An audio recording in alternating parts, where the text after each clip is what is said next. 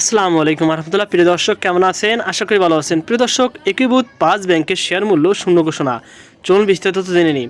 প্রিয় দর্শক, একীভূত হওয়া 5টি ব্যাংকের শেয়ার হোল্ডারদের শেয়ার মূল্য শূন্য ঘোষণা করেছে বাংলাদেশ ব্যাংক।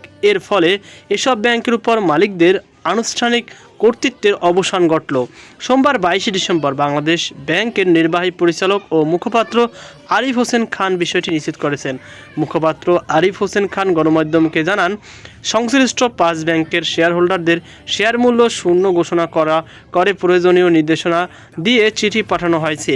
এই সিদ্ধান্তের মাধ্যমে ব্যাংকগুলোর সম্পদ ও দায়, অ্যাসেট ও লাইবিলিটি হস্তান্তর প্রক্রিয়ায় আর কোনো আইনি বা প্রশাসনিক বাধা রইল না।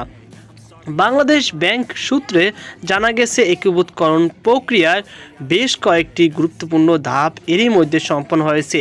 শীঘ্রই first security Islami bank, global Islami bank, union bank, Exim bank ও সোশ্যাল ইসলামী ব্যাংকের চেয়ারম্যানদের সঙ্গে সম্মিলিত ইসলামী ব্যাংকের কাছে সম্পদ ও দায় হস্তান্তর সংক্রান্ত চুক্তি সই হবে।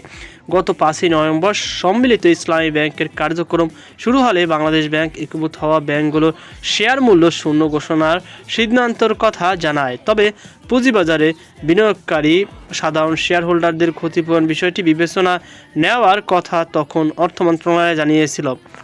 তো প্রিয় দর্শক, এই ছিল আমাদের সর্বশেষ আপডেট। সকল আল্লাহ হাফেজ।